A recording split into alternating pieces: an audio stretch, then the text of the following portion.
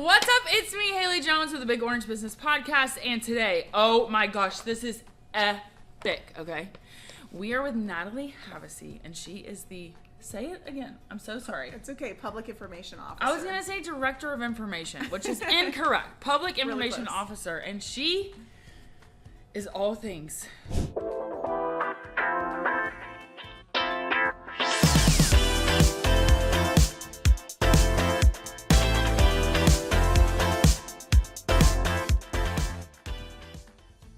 I mean, okay, if I sound obsessed with the Fantasy of Trees, it's because I am. Okay, so we're going to get into what exactly the Fantasy of Trees is. But she's also, like, Knoxville native, like, grew up going to Fantasy of Trees just as I did. 100%, yeah. Which is amazing. So we're going to rapid fire Fantasy of Trees. Okay. Okay, what is the most common that you can think of tree theme? Tree theme. Yeah. Because, like, all the trees have a theme. Yeah, you are rapid fire questioning. Okay. Let me think. Well, no pressure. Don't get this wrong. I have to tell you, it changes every year based on the movie. So I'm going to go with this year. It's probably going to be Wicked. Versus last year was Barbie. That makes sense. Yeah, so that's probably the most common theme you'll see. Okay. Yeah. It's like what's a current movie the current movie is, yeah. Because when people, like say they want to do a tree, do they have like stipulations? So, or is it they have some guidance on what it's going to be, but no, they can pick whatever theme they want. And actually, the trees come in bare, so they don't build the trees ahead of time. They just get their stuff ready. Oh. So yeah, we move the trees in on the Friday before Thanksgiving, and then Saturday and Sunday morning, for less than 48 hours, they build all their trees. Yeah, they come and decorate. Yeah, isn't that crazy? Mind blown. Oh my god. We should take you down. I know. I'm like, oh my god, that's amazing.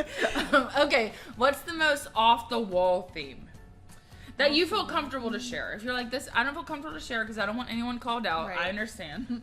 Off the wall. Or like, theme, wow, that's creative. I think last year we had a really cool theme tree, and it was. Do you know what shrinky dinks are? No. Okay, so it's like it's a piece of, I don't know, a vellum paper, plastic paper. It's clear. Yeah. And you can draw on it colorful things. Yeah. And then you put it in the oven and they go really small. And a school had made all letters to Santa from kids, and they had all written personal little letters, little elementary school kids, and they had done them on shrinky dinks. And so they then shrunk them to these miniature handwritten notes by these kids, and that was the ornaments for the tree. Isn't that cute? I know. It was precious. And I love that. I read almost every single one of them and teared up. They were so precious. Little elementary school kids. Notes to Santa. Notes to Santa. Mm-hmm. That is so sweet. It was really unique. Beyond just trees, you've got gingerbread houses. That's right. Okay, so those are also themed. I feel like there's a lot of high school groups doing gingerbread houses. There's a lot. Is that right? There is. And there's actually, so there are a lot of high schools. There's a lot of families that do it, individuals.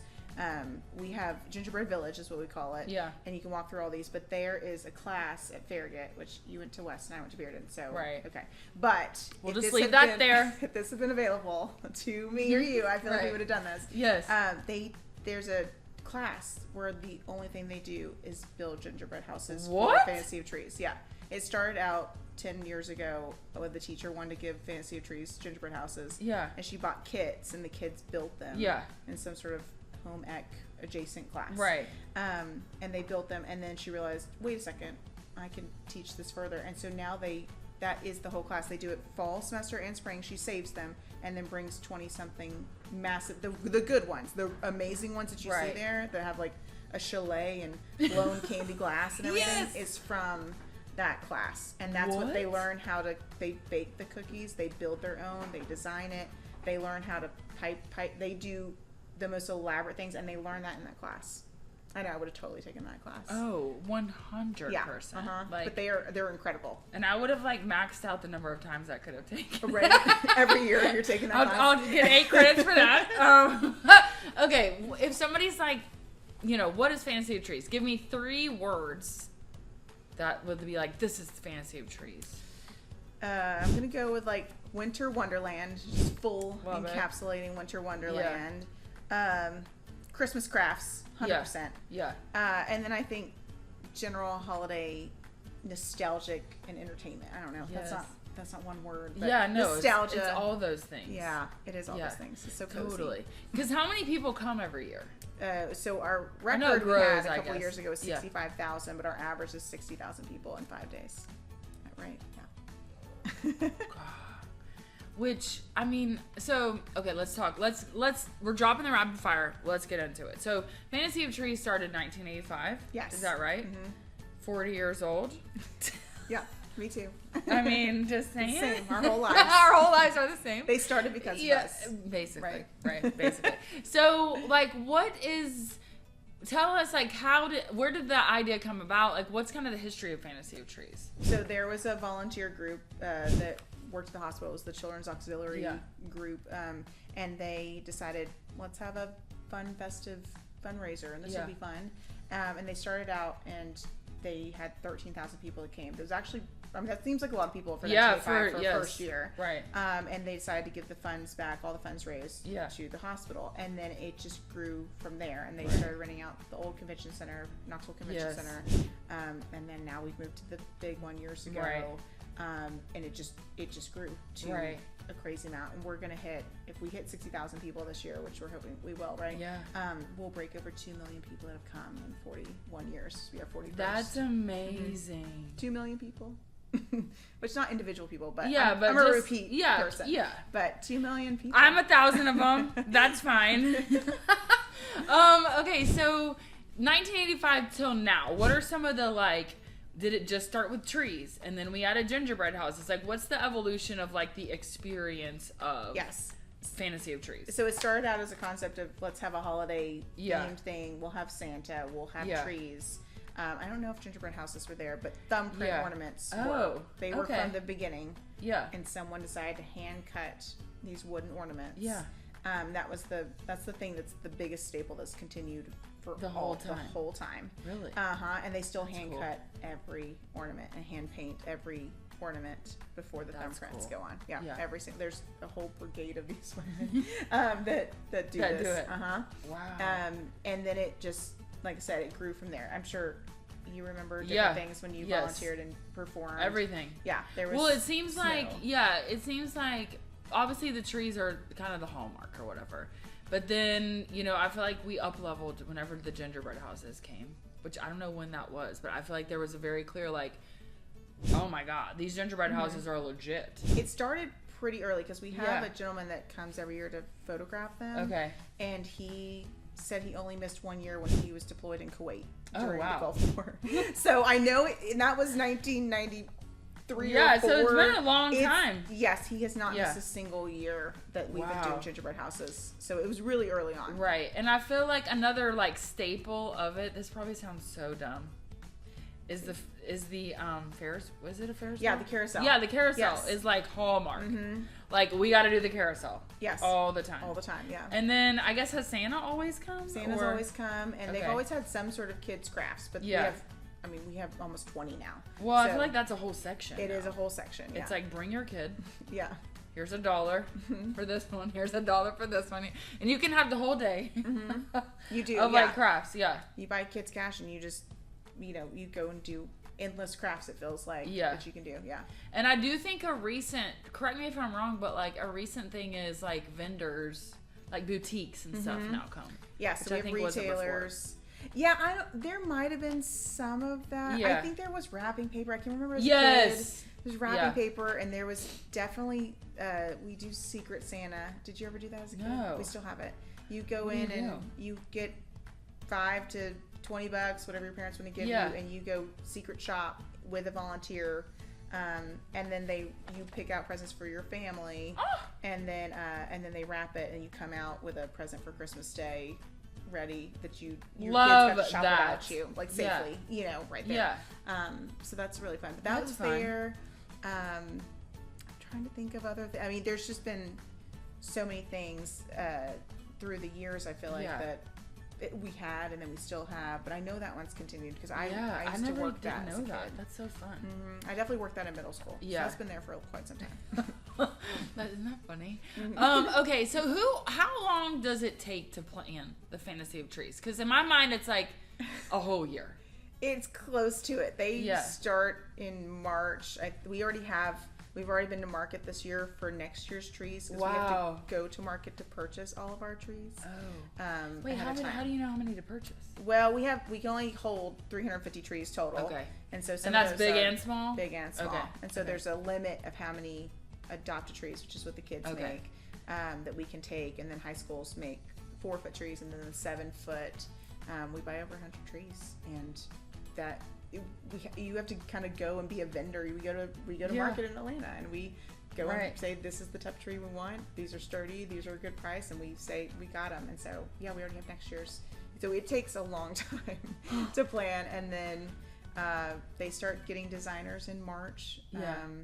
Those fill up. All the adopt trees are usually done by April, May for the coming year. Okay. So before the kids leave school, the teachers are already known for the next class. Who's going to get them, and the gingerbread houses, the school makes them both semesters. So I'd say you're probably we have maybe a couple months that there's the slow process, but then March on, that planning is going, and I also have graphic designers that make all of these designs, all the banners, all the tickets, the books, everything that you see printed or made or done has started.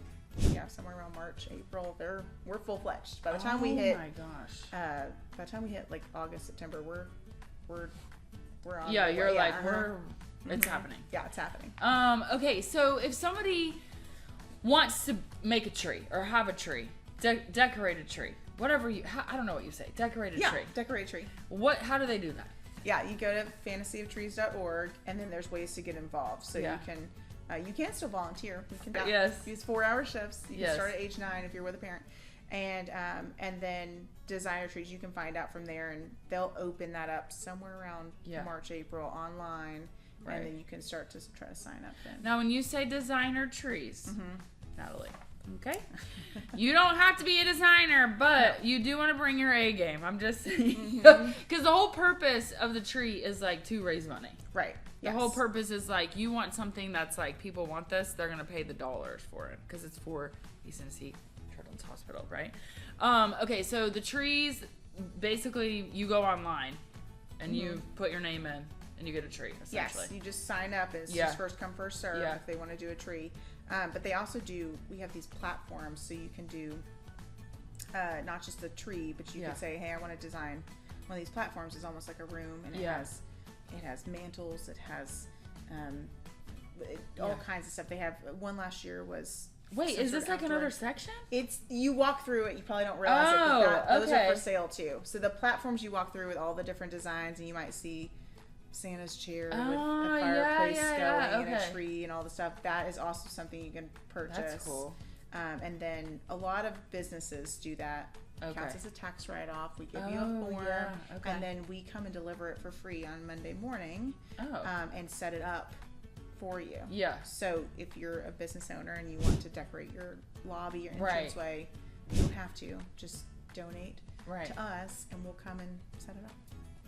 Love that. And floof it, and it's all you do nothing but say, here's my bunny, please come, and we do it. Please do it. So how many sponsors does this take? There are a lot of sponsors. We have one main sponsor, is Axle Logistics, and they are a presenting sponsor.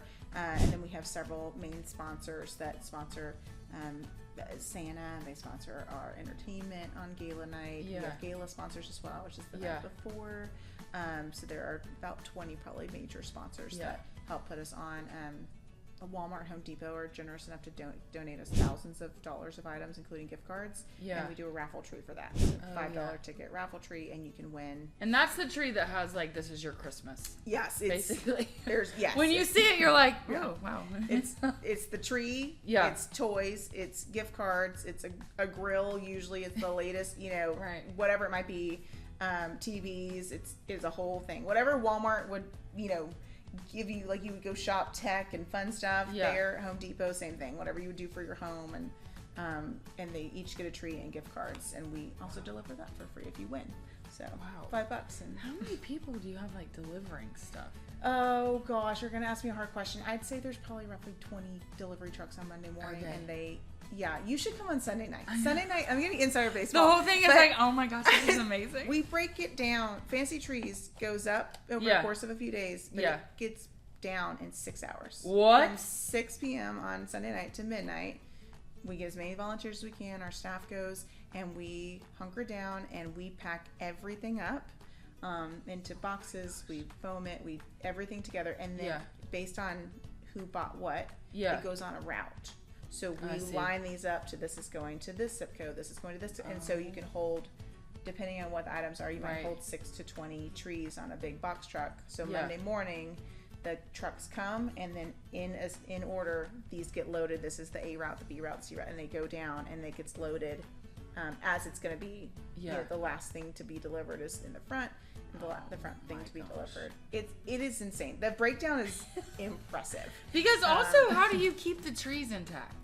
We bundle them up. Every tree comes with you're gonna look when you're there, I guarantee you. But underneath all the snow, underneath all the snow, there is every tree has a pre-built-in stand with string and a bag, a massive tree bag, and it's pre-built with it. So we take all the decorations away, and then all the floor decorations, right, and we package it up, and we bundle it, and then we girdle it with tape, and then everything that was underneath it. So a lot of people decorate underneath the tree packages or little accessories. Whatever. Those go into a box, and it gets labeled with box 1 of 3 or item 1 of 3. Right. And then when you take it to someone's house, you rip that tape and you leave the bag, undo the bag, and you stuff it under the tree skirt, and it's there. I bought one a couple years ago, and I still use my bag. Because it's like, why? I wrap it up, put it in my basement, I undo it, and it's easy, ready to go. Everything's hot glued on, so you don't have to rehang your ornaments. It looks just as it was. Mm-hmm. Okay, so when people go on the Friday before, Saturday before, right, and they're decorating. Yes. So that is all hot glued on. I mean, I'm like mind blown about this whole thing. Yeah. It's all hot glued on. It's incredible. It's all hot glued on. It all has to be hard on because we have to move them. Yeah. Mm-hmm. Oh my gosh. I wonder, what was I wonder, who came up with the hot glue? I don't know. Some genius. Someone was like, I'm not delivering any more trees and redecorating all these things. And they, So talk to us about the gala night. What is that? And how is that incorporated? What is that? So Gala Among the Trees is on Tuesday night, and it's basically a preview party for Fancy of Trees. It is cocktail attire. It is hors d'oeuvres and food, open bar. We have entertainment this year from Smooth Sailor, which is like rock yacht. Yes. Something fun. There's a silent auction, and everyone gets really dressed up. We have different games like Bourbon Bingo, which is where you can pay a ticket to win a very fancy bottle of bourbon, or maybe just a nice bottle of bourbon. You know, maybe Jack Daniels all the way to Pappy. If you're bourbon people, my husband's bourbon guy, so that's why I know what that is. But I'm like, you can talk to me about tequila. I know we don't have tequila. We have a bourbon bingo, and we have a wine pool. Well, bourbon is also more Christmassy. I feel right. Yeah, that's Christmassy. Yeah. Maybe you warm it sometimes, like in Manhattan or something.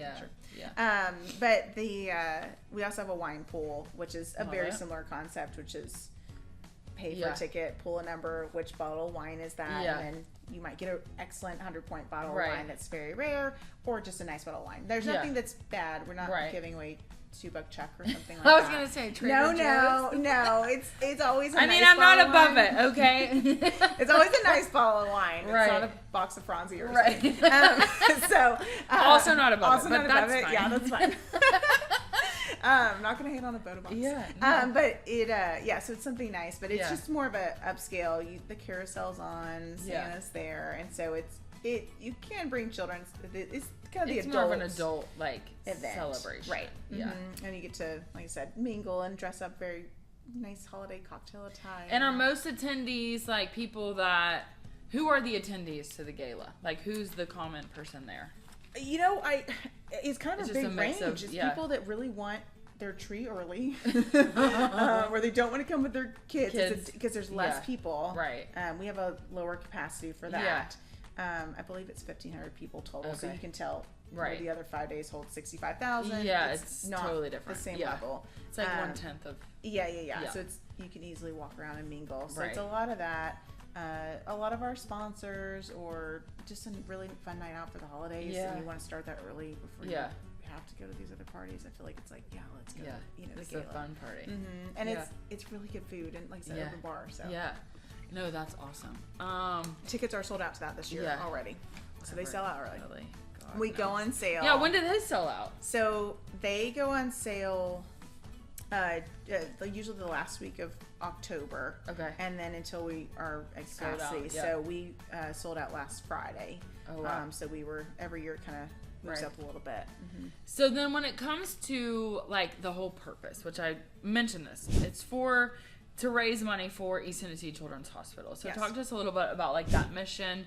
Like, what makes a Fantasy of Trees successful? Is it like a goal number that we want to hit every year? Like, it helps us buy X things? Like, what does that kind of look like? We try to tie it to an item that we need or a program that we need. So this year, all the funds, including all ticket sales, every dollar cookie that's sold, literally everything goes to our newly named Hogs for the Cause Hematology Oncology Center. Okay. So we're reinventing that space to give more patient rooms, more of a different infusion center there, because these children that come in are either blood disorders or they're cancer patients, and they're autoimmune compromised, and so they sometimes can't be near someone. And so we see 45 new patients a month. Wow. And it's growing. That's a lot. It is a lot. And so we're kind of out of room, but our main hospital that serves them is downtown, and there's not a lot of space downtown. So what? Right. And all these skyscrapers going up. So we are trying to reinvent that space and rearrange the space we have to give an extra several thousand square feet to just that area.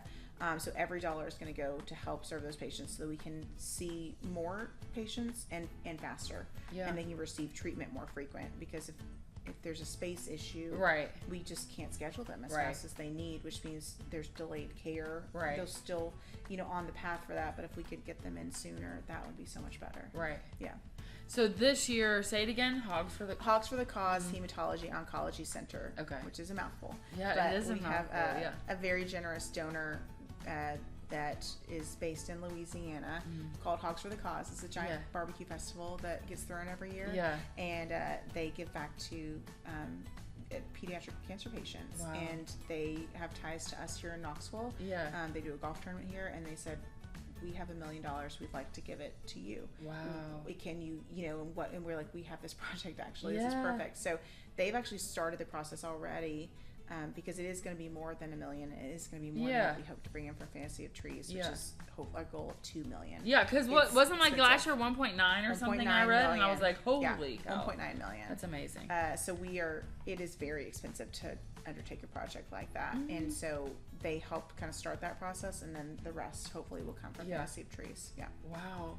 So in the past, like, what are some other things that come to mind that have been that Fantasy of Trees help provide for the hospital? Yeah, so last year we did what we call Area of Greatest Need, which sounds odd, but we did not have a specific item that we needed. Everything was growing at a rapid speed as our population has grown, and that day to day looks different every day for what the patient's needs were today versus tomorrow, and so that gave us the flexibility to increase a program or increase patient capacity somewhere, or even we need micropreemie diapers, so every child, every need. And then 3 years ago, we raised money for a new Lifeline, which is a child ambulance, which is not like an adult ambulance, and comes with a lot of very unique, like, different equipment. I would assume. Absolutely. And it actually just got delivered last week. It took that long to custom build it from 3 years ago, when we raised money before. Actually, that was 3 years ago. 2 years ago was neurology. So 3 years ago was when Children's Hospital, or all of Fantasy Trees raised money for that. And then like I said, we just got it. It took that long to custom do it, and it came from Florida. We had to get it up. It's just a full process. It'll actually be on display at Fantasy Trees this year. Another reason to go. So you can kind of see what you raised money for. Like, if you came and attended 3 years ago, your money went to go purchase that, and now it's on display. That's amazing. Before our inaugural use of it, it's here holding just for a couple weeks. Yeah, that's amazing. So then, when it comes to East Tennessee Children's Hospital, like, some people watching are not going to be as familiar with the area. They're interested in the area. Like, what makes East Tennessee Children's Hospital so special? So we are a non-for-profit. We've been around almost 90 years, and we really depend on the community to support us. Mm-hmm. So we're independently operated too. We're not associated with any other adult hospital, and so we have our own board of directors and our own needs. It's independent, and that is wonderful in some ways, but also financially challenging in other ways. And so we really depend on the community to support us through whatever effort that is, through volunteer hours, through monetary donations or attending an event. Right. But it's so that we can serve our patients, because we have 63% of our patients are actually on Medicaid. Wow. 63%? Correct, yes. Wow. And so we give over $6 million in free care a year, because we do not turn anyone away for race, religion, financial, and with that much percentage having a financial burden, that burden comes through us, which means we need the community to help us do that and support them so that they can get health care without financial constraint being a reason to not move forward. So we work with tons of people that have a shared mission with us to make sure that every child does not get turned away regardless, and we'll figure out the money. Right. We need to help you get healthy. Right. And we'll figure out the rest. Wow. Yeah.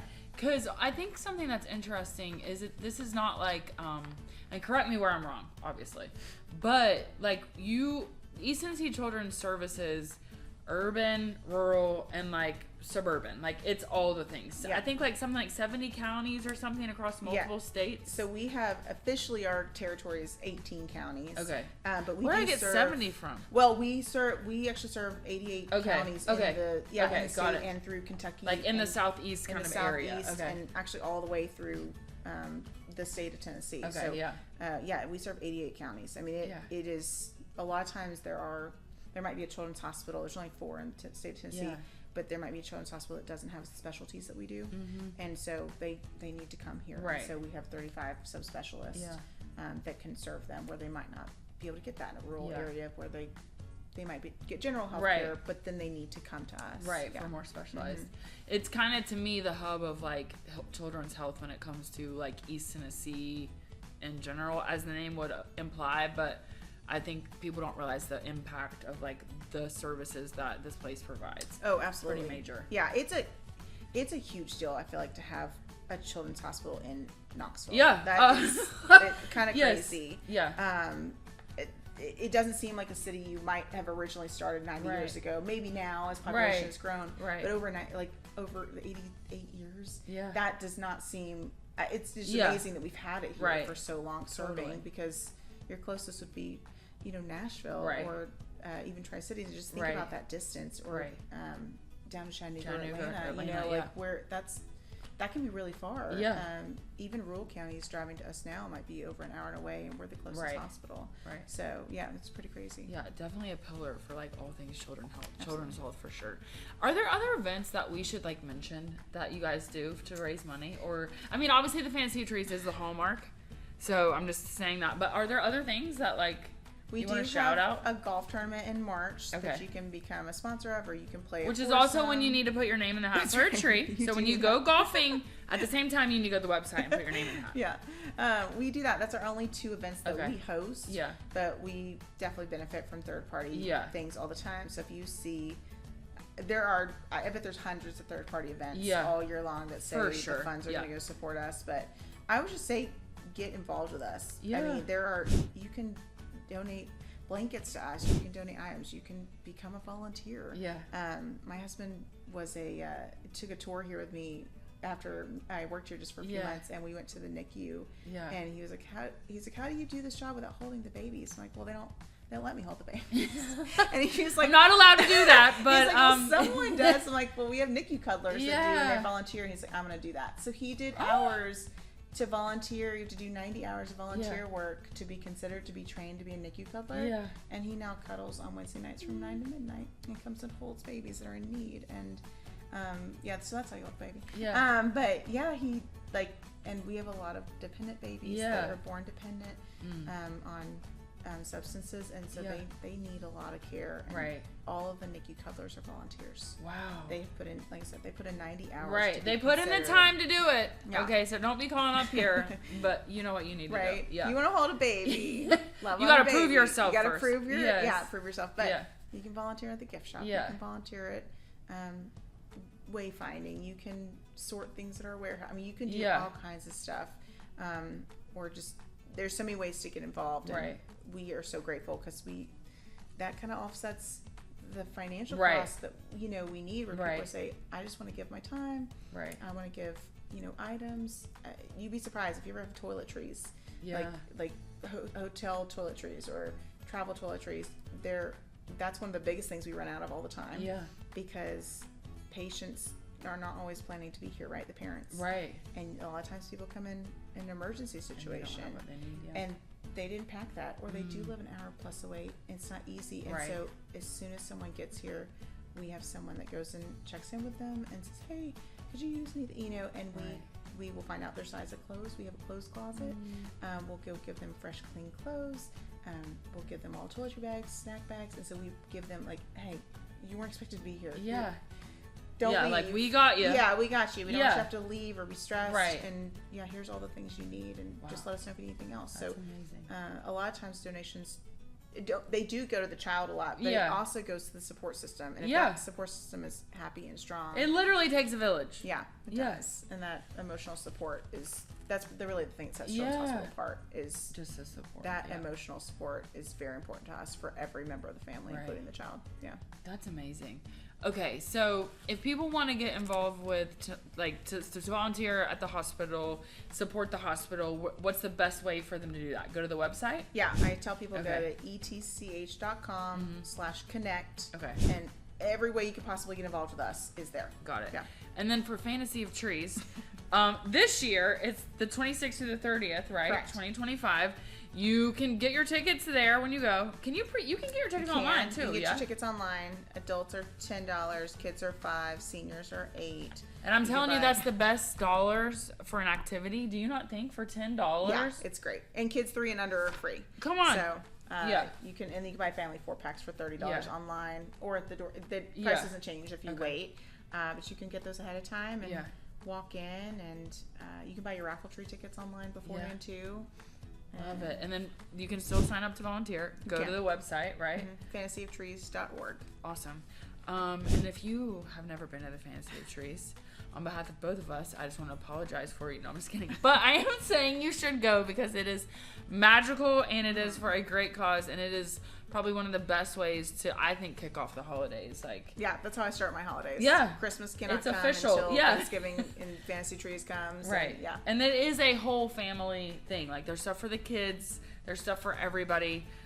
Shopping. My mom still has stuff hanging in her house that she bought Fantasy of Trees 20 years ago. Yeah. There's really good clothes there. There is. Yeah, I bought some clothes 2 years ago. And some great, just go. Okay.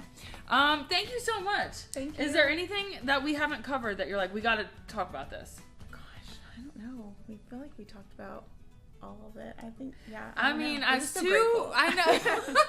think I don't know. I love the Fantasy of Trees. You love the Fantasy of Trees. We all, both of us coincidentally didn't know this, but we grew up going there, volunteering there, all the things. Same ages. Yeah. Because I was literally. I was 10 when I first started volunteering. I was Gumby in the parade, and you said you were second grade performing.